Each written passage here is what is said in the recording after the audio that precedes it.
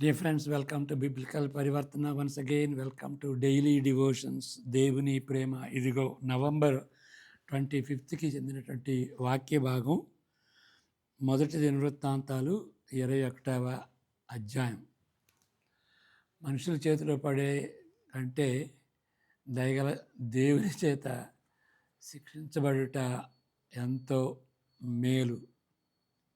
దానికి చెందినటువంటి ఒక సంఘటన ఈ వాక్యంలో మనం చూస్తాం. ప్రార్థన. May the words of my mouth and the meditation of our hearts be acceptable in thy sight, our rock and redeemer. Amen. ఇక్కడ సందర్భం ఏంటి అంటే, దేవుడు లెక్కించమని దావీదుని ఇశ్రాయేలుని లెక్కించమని, అంటే వాళ్ళ సైన్యం పోరాడేటువంటి వాళ్ళ సైన్యం లెక్క ఎంతమంది ఉన్నారు అని ఆయన బలగాన్ని చూపించుకోవటానికి రాజు ఎప్పుడు కూడాను చేయకూడదు. అలాంటి పని దేవుడు చేయమని చెప్పాడు. దేవుడే చెప్పాడు కదండి అని అనొచ్చు. కానీ ఇశ్రాయేలుని శిక్షించటానికి ఆ విధంగా ఆయన ప్రేరేపించాడు. ఎందుకంటే శిక్ష చివరికి ప్రజల మీద పడుతుంది కాబట్టి. దానికి సంబంధించినటువంటిది ఇక్కడ మొదటి దినవృత్తాంతాలు 21, 2వ సమూయేలు 24, ఆ రెండు సమాంతరంగా ఉంటాయి. దాన్ని చదువుకుందాం. 2వ సమూయేలు 24 అది సుమారు మొదటి దినవృత్తాంతాలు 21వ అధ్యాయానికి సమాంతరంగా ఉంటుంది. ఈ అధ్యాయం సమాంతరంగా ఉండేటువంటి అధ్యాయాలు. యెహోవా కోపము ఇశ్రాయేలుల మీద రగులుకున్నది కాబట్టి ఆయన ప్రజలను లెక్కించమని దావీదును ప్రేరేపించను. ఇది ఖచ్చితంగా నిషేధించబడినది. ఏంటి? ప్రజల్ని, సైనికుల్ని లెక్కించటం. ఎందువల్లంటే దాన్ని బట్టి గర్వం వస్తుంది అన్నమాట. ఇంతమంది బలాంగం ఉన్నది, నా బలం ద్వారానే, నా శక్తి సామర్థ్యాల ద్వారానే నేను గెలిచాను అనేటువంటి విధంగా ఆలోచించి దేవునిపై దృష్టి పెట్టకుండా తన బలంపై దృష్టి పెట్టుకుంటాడు. కాబట్టి దాన్ని దేవుడు నిషేధించాడు. దాని తర్వాత ఆ చర్యను బట్టి దేవుని కోపము దేశంపైకి వచ్చింది అని 24:1 అంటే సమూయేలు 2వ సమూయేలు 24:1లో చదువుకుందాం. ఇక్కడ దేవుని కోపం వాళ్ళ మీద పడింది. ఇంకొక మారు యెహోవా కోపం ఇశ్రాయేలీల మీద రగులుకొనగా ఆయన దావీదును వారి మీదికి ప్రేరేపణ చేసి, నీవు పోయి ఇశ్రాయేలు వారిని, యూదా వారిని లెక్కించమని అతనికి ఆజ్ఞయించారు. ఎవరు ఆజ్ఞయించారు? దేవుడే ఆజ్ఞయించాడు. అయితే మొదటి దినవృత్తాంతాలు 21:1 కూడా చదువుకుందాం. ఇక్కడ రాశాం కానీ బైబిల్లో చదువుకుందాం. తరువాత సాతాను ఇశ్రాయేలునకు విరోధముగా లేచి, సాతాను ఇక్కడ దేవుడు కాదు, సాతాను ఇశ్రాయేలుకు విరోధముగా లేచి ఇశ్రాయేలును లెక్కించుటకు దావీదును ప్రేరేపింపగా. ఇప్పుడు దేవుడు ప్రేరేపించాడా దావీదుని సైన్యాన్ని లెక్కించమని, లేకపోతే సైతాను శోధించిందా అనేటువంటిది పెద్ద ప్రశ్న. ఆ చర్యపై దేవుని కోపం వచ్చినది. మన ముందున్న భాగం అంటే మొదటి దినవృత్తాంతాలు 21లో ఏం చదువుతాం? మనం చదువుకున్నటువంటి రీతిగా సాతాను ఇశ్రాయేలుకు విరోధంగా లేచి ఇశ్రాయేలును లెక్కించుటకు దావీదును ప్రేరేపించింది సైతాను. ఈ వాక్య భాగాల్లో వ్యక్తపరిచినటువంటి రెండు వైఖరులు వేరువేరుగా విరుద్ధంగా ఉంటాయి అని అనుకుంటాం, కానీ అది కాదు. వాస్తవానికి ప్రత్యేకంగా వ్యతిరేకమైనది కూడా కాదు. అంటే పరస్పర ఒకదానికి వ్యతిరేకం కాదు. అసలు ప్రత్యేకమైనటువంటి రీతిగా వాళ్ళు వాటిని ఉదాహరణగా తీసుకుని బైబిల్లో కాంట్రడిక్షన్స్ ఉన్నాయి అని ప్రత్యేకంగా ఈ రెండింటిని తీసుకుని ఒకటి వ్యతిరేకంగా ఉన్నట్టుగా తలంచకూడదు. ఎందువలనంటే దేవునికి చెందిన విశ్వంలో సమస్త సృష్టి ఆయనదే. సృష్టి ఇక దోతలు కానీ, సైతాను కానీ, మరి సర్వ సృష్టి కానీ, మనుషులు కానీ, మంచివాళ్ళు కానీ, చెడ్డవాళ్ళు కానీ, వాళ్ళందరూ కూడాను ఈ విశ్వంలో ఉంటారు. ఈ దేవునికి చెందినటువంటి విశ్వం, యూనివర్స్ అని అంటారు ఇంగ్లీష్లో. దేవుని సార్వభౌమాధికారం యొక్క విశాలమైన పరిమితులను దాటి తప్పించుకునేట అసాధ్యం. ఇప్పుడు హైదరాబాదు, సికింద్రాబాదు రింగ్ రోడ్ ఉంటుంది కదా, ఇది హైదరాబాద్ అందాం, ఇది హైదరాబాదు, ఇది సికింద్రాబాదు, మరి దీని చుట్టూ రింగ్ రోడ్ ఉంటుంది, ఔటర్ రింగ్ రోడ్ అంటాం. కాబట్టి దేవుని యొక్క సార్వభౌమత్వం, దానికి ఇక మించింది ఏది, బయట ఉండేది ఏమీ లేదు. దేవుని యొక్క సార్వభౌమత్వం అట్లా ఉంటుంది అన్నమాట, మొత్తాన్ని కవర్ చేస్తుంది. అది మనం చెప్పుకుంటుంది. కాబట్టి ఆ సార్వభౌమత్వానికి, దేవుని సార్వభౌమత్వం యొక్క విశాలమైన పరిధులను ఔటర్ రింగ్ రోడ్ అన్నట్టుగా దాటి తప్పించుకొనుట అసాధ్యము. సైతానుపై దైవిక సంకల్పము అనుమతించబడినదిగా కానీ అనుమతించటం. ఇప్పుడు యోబు విషయంలో దేవుడే ఇనిషియేట్ తీసుకున్నాడు. నా సేవకుడిని యోబుని చూసావా, నువ్వు అంతా తిరిగి వచ్చానన్నావు అని దేవుడే ఇనిషియేట్ తీసుకున్నాడు. దేవుడే ముందడుగు వేశాడు, ఆయన ముందు ప్రశ్నించాడు. నాకెందుకు తెలియదు అని అంది. ఆయన మంచివాడు కదా, ఏ పాపం లేనటువంటి. పాపం లేదా, ఎందుకంటే అన్నీ కలిసి వచ్చినాయి కాబట్టి, కలిసి వచ్చినట్టుగా నువ్వు చేసావు కాబట్టి ఆ విధంగా చేసి అని దేవుడు. ఓకే, ఇప్పుడు ఏంటి, అన్నీ తీసేస్తే ఏమి నిన్ను శపిస్తాడు, నిన్ను ఆరాధించడు అని అంటే అప్పుడు దేవుడు సైతానికి అనుమతించాడు. అది ఆ సందర్భం అన్నమాట, అనుమతించటం. కానీ కొన్నిసార్లు దేవుడే పంపించాడు. దేవుడే డైరెక్ట్గా, ఎవరో చేస్తుంటే అనుమతించడం కాదు, దేవుడే నేరుగా ఆ కార్యాన్ని చేయటానికి ఇనిషియేటివ్ తీసుకున్నాడు, ముందడుగు వేశాడు అన్నమాట. లేదా మరింత నిర్దేశమైన తీరులో చిత్రీకరించబడినది. కానీ అంతటికీ దేవుడు అనుమతించిన దానికన్నా కానీ, లేక దేవుడు డైరెక్ట్గా ఆయన నిర్దేశించి డైరెక్ట్గా ఆయన హస్తం పెట్టినా కానీ, ఏదైనా సరే సమస్తానికి అధికారి ఆయనే, దేవుడే. నైతిక విషయంలో మరి 2 సమూయేలు 24 సందర్భం కూడా దేవుడు దావీదును అకారణముగా, అసంబద్ధముగా చెడు చేయమని శోధించలేదు. అంటే దేవుడే లెక్కించమన్నాడు కదా. ఇక దేవుడు అట్లా అసంబద్ధంగా, అంటే వింసికలుగా, ఆయనకు తోచినట్టుగా, ఏ కారణం లేకుండా నువ్వు చెడు చెయ్యి అని ఎప్పుడు దేవుడు శోధించేటువంటి వాడు కాదు.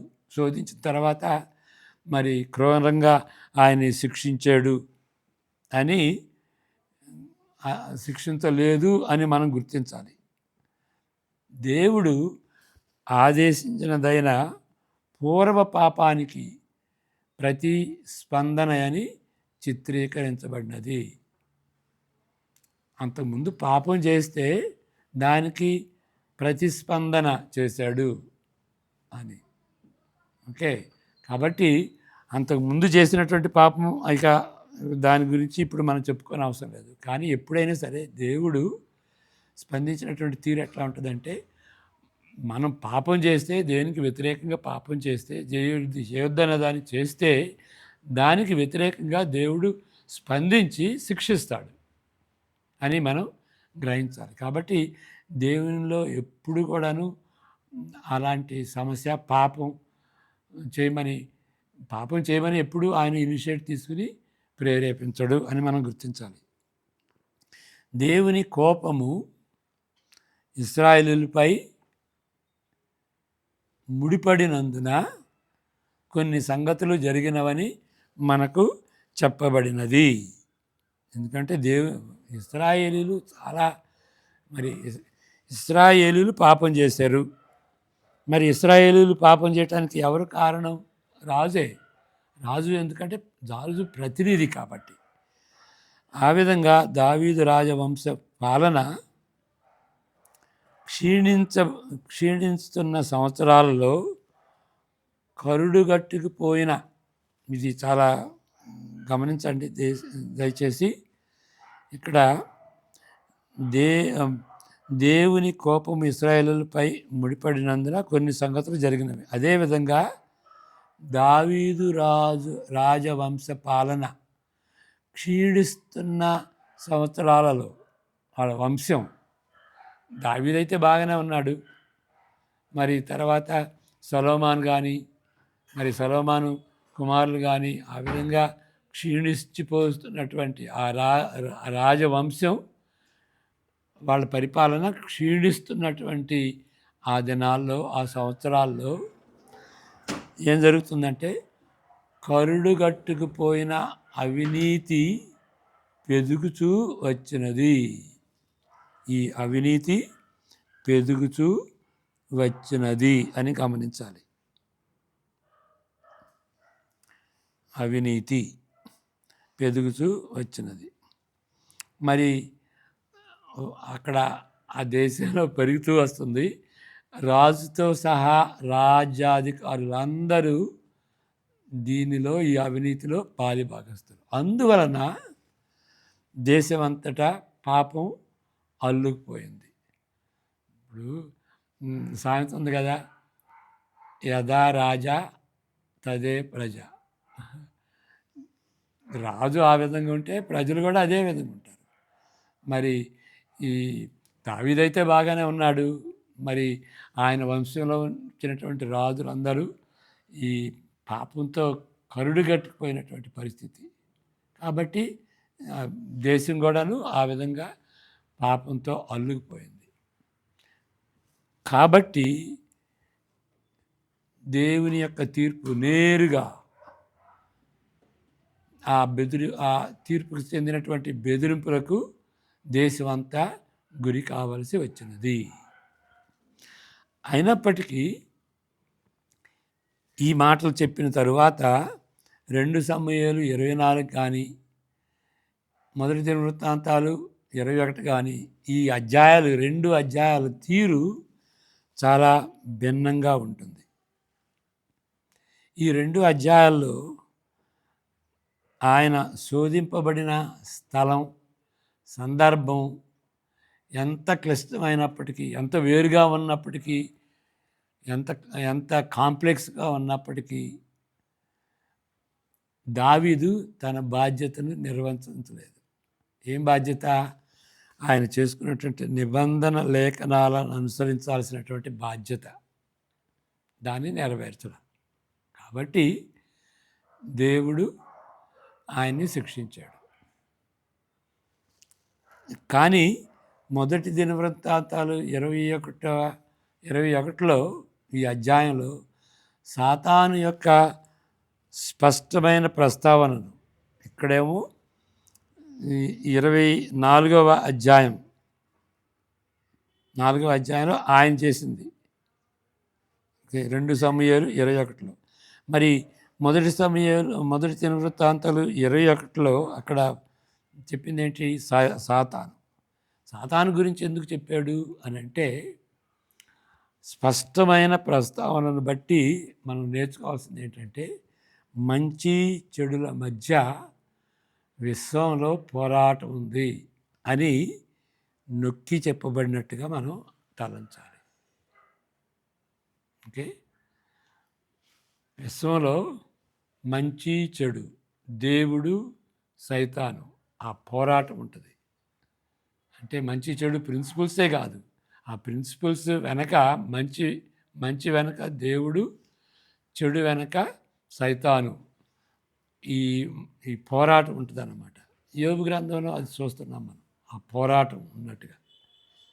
అక్కడ పందెం వేసుకున్నారు దేవుడు సైతాను పందెంలో ఉన్నటువంటి రీతిగా వాళ్ళిద్దరికి పోరాటం అన్నమాట. మనుషులు దేవుని మాట వింటారా, సైతాను మాట వింటారా, దాని గురించినటువంటి పోరాటం మనం గమనించుకోవాలి. సైతాన్ నుండి వస్తుందా ఈ శోధన, దేవుని నుండి వస్తుందా పరీక్ష. పరీక్షను కానీ శోధన కానీ ఒకటే అయి ఉండొచ్చు, కానీ దేవుని యొక్క ఉద్దేశం ఏంటి అని అంటే ఆ పరీక్షలో మనం పడిపోకుండా ఉండాలని. సైతాన్ యొక్క ఉద్దేశం ఏంటంటే అదే శోధనలో మనం పడిపోవాలని. కాబట్టి ఇంటెన్షన్ ఈజ్ డిఫరెంట్. ఆలోచన తీరు, ఆ ఉద్దేశం సైతాను ఒక విధంగా వాడుకుంటుంది, దేవుడు ఆ పరీక్షని వేరే విధంగా వాడుకుంటాడు. ఇంకా దీనికి ఈ అధ్యాయంలో మొదటి దినవృత్తాంతాలు 21వ అధ్యాయంలో ఇంకా మరి 3 విషయాలు మనం గమనించాలి. మొదటిది, యోవాబు అంటే he was the in charge of the army కదా. యోవాబు ఎల్లప్పుడూ గమనించదగిన సైనిక నాయకుడిగా చిత్రీకరించబడతాడు, కానీ ఒక స్పెషల్గా ఆయన స్పిరిచువల్ మ్యాన్, ఆధ్యాత్మిక లేదా నైతికమైనటువంటి వ్యక్తిగా ఎప్పుడు కూడాను బైబిల్లో చిత్రీకరించబడలేదు యోవాబు గురించి. ఆయన నోటబుల్ సైనికుడే, సైనాధిపతి, సైనికుడు కాదు సైనాధిపతి, కానీ పెద్ద స్పిరిచువల్గా కానీ నీతిమంతుడిగా కానీ చిత్రీకరించబడ్డాడు. ఇక్కడైతే అతను దైవికమైనటువంటి వ్యక్తిగా దైవిక సలహాలు, గాడ్లీ అడ్వైజ్ ఇస్తాడన్నమాట రాజుకి. అయితే దావీదు మాత్రం యోవాబు మాట వినడు. చదువుకుందాం 21, 2, 3, 4 చదువుకుందాం. 1 చదువుకున్నాం, 2, 3, 4. దావీదు యోవాబునకు జనుల యొద్ద అధిపతులకును, మీరు వెళ్ళి బెయేర్షెబా మొదలుకొని దాను వరకు ఉండి ఇశ్రాయేలీయులను ఎంచి వారి సంఖ్య నాకు తెలియటకై నా యొద్దకు దాన్ని తీసుకొని రండని దావీదు ఆజ్ఞయించాను. అందుకు యోవాబు, రాజా, నా ఏలినవాడా, యెహోవా తన జనులను ఇప్పుడు ఉన్న వారి కంటే 100 అంతలు ఎక్కువ మందిని దయచేయనుగాక. వారందరూ నా ఏలిన వాని దాసులు కారా?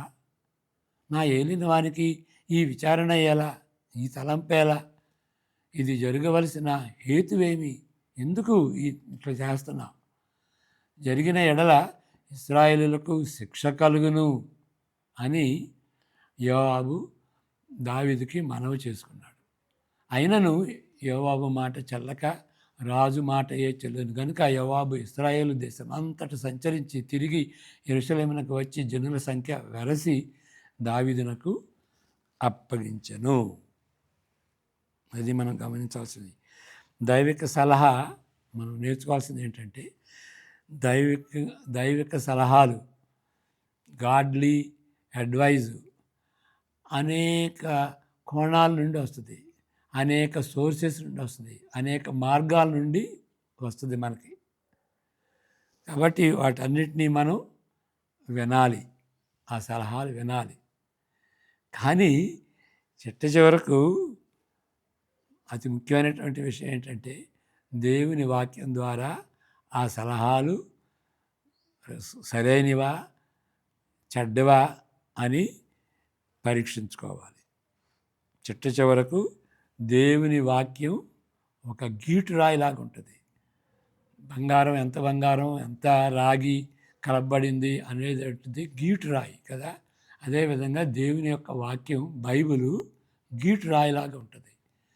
కాకపోతే ఏదో మనం ఒక వాక్యం తీసుకుంటాం అంతేగాని దేవుని వాక్యం అంతా క్షుణ్ణంగా చదువుకుని దాని సందర్భం ఏంటి, ఏ సందర్భంలో దేవుడు ఏ విధంగా చెప్పాడు అని సుదీర్ఘంగా ఆలోచించి ధ్యానం చేసినప్పుడు అప్పుడు మనకు అర్థమవుతుంది దేవుని యొక్క సలహా ఏంటి.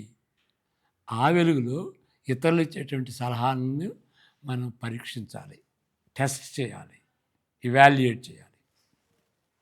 రెండవ విషయం, కొన్ని చర్యలు అపారమైన పరిమాణాలు ఇతరులపై పడగలవు. దావీదైతే చేశాడు, మరి ప్రజలందరి మీద పడింది ఆ శిక్ష. ప్రత్యేకంగా పాత నిబంధనలో ఇది నిజం. కానీ అక్కడ ప్రజలకు ప్రాతినిధ్య సంబంధం ఎందుకు పాత నిబంధనలో అంటే రాజులు కానీ, ప్రవక్తలు కానీ, యాజకులు కానీ ప్రజల ప్రాతినిధ్యంగా ప్రజల పక్షాన వాళ్ళు నిలబడతారు కాబట్టి. ఓకే, ఇప్పుడు మన పక్షాన మనం పాపులంగా ఎందుకు ఎత్తుపడుతున్నాం? రోమా 5:12 చెప్పబడినటువంటి రీతిగా ఆదాము పాపం చేశాడు కాబట్టి మనందరం పాపులమయ్యాం. దాన్ని కార్పొరేట్ పర్సనాలిటీ అంటారు. మనకు ప్రతినిధి ఆదాము. మరి అదేవిధంగా యేసుక్రీస్తు మనకు ప్రతినిధి, విశ్వాసులకు ప్రతినిధి. కాబట్టి ఆయన మరణం మనకు వర్తిస్తుంది. ఆయన రక్షణ, శిలువ ద్వారా ఆయన అనుగ్రహించినటువంటి రక్షణ మనకు వర్తిస్తుంది. కాబట్టి దాని కార్పొరేట్ పర్సనాలిటీ అంటారు. అది పాత నిబంధనలో ఎక్కువ ఉంటుంది. మరి ఇప్పుడు నాగాలాండ్ ఫర్ ఎగ్జాంపుల్, అక్కడ గోత్రాలు ఉంటాయి కదా, 26 ట్రైబ్స్ ఉంటాయి. అక్కడ జీబీస్ అని ఉంటారు. ఒక విలేజ్లో వాళ్ళు జీబీస్ అంటే వాళ్ళు ఆ గ్రామ పెద్దలు. వాళ్ళు ఏది నిర్ణయిస్తే అది జరుగుద్ది. వాళ్ళు క్రైస్తవులు కావాలి అని వాళ్ళు నిర్ణయిస్తే ఆ గోత్రం అంతా కూడాను క్రైస్తవులే. ఓకే, వాళ్ళు ఏ నిర్ణయాలు తీసుకుంటే ప్రజల పక్షాన నిర్ణయాలు తీసుకుంటారు కాబట్టి వాళ్ళు రెస్పాన్సిబుల్ అన్నమాట. అదేవిధంగా మరి రాజు కానీ, ప్రవక్తలు కానీ, యాజకులు కానీ వాళ్ళు ప్రజలకు ప్రాతినిధ్యం వహించారు కాబట్టి వాళ్ళు చేసిందంతా కూడాను మంచి కానీ చెడు కానీ ప్రజలకి వర్తిస్తుంది. మరి క్రొత్త నిబంధన ఒక విధంగా దాని అమరిక వేరుగా ఉంటుంది. The soul that sinneth shall die అని పాత నిబంధనలో కూడా ఉంది. ఎవరైతే పాపం చేస్తారో వాళ్ళు శిక్షించబడతారు అని క్రొత్త నిబంధనలో ఉంది. మరి పాత నిబంధనలో కూడా ఉన్నది. కానీ ఎక్కువ భాగం వీళ్ళ ప్రాతినిధ్యం, ప్రవక్తలు, రాజులు, యాజకులు, వాళ్ళ ప్రాతినిధ్యం ఉంటుంది ఎక్కువ భాగం. కానీ ఇక్కడ కూడాను క్రొత్త నిబంధనలో కూడాను దాని అమరిక అది వేరుగా ఉన్నప్పటికీ అది కూడాను తల్లిదండ్రుల పాపములు 3-4 తరాలపై ప్రభావము చూపుతుంది. అంటే ఇండివిజువల్ బాధ్యత ఉంటుంది, కుటుంబ బాధ్యత ఉంటుంది. కుటుంబంలో ఎవరన్నా ఏదన్నా తప్పు చేస్తే ఆ కుటుంబం అంతటిపై అవమానం పడుద్ది. ఓకే, కాబట్టి పాత నిబంధనలో కానీ క్రొత్త నిబంధనలో కానీ వ్యక్తిగత బాధ్యత ఉంటుంది, మరి సమాజం యొక్క బాధ్యత ఉంటుంది. కానీ అది గ్రహించిన తర్వాత ఎక్కువ భాగం పాత నిబంధనలో సమాజం యొక్క బాధ్యత ఉంటుంది, క్రొత్త నిబంధనలో వ్యక్తిగతమైనటువంటి బాధ్యత ఉంటుంది అన్నమాట.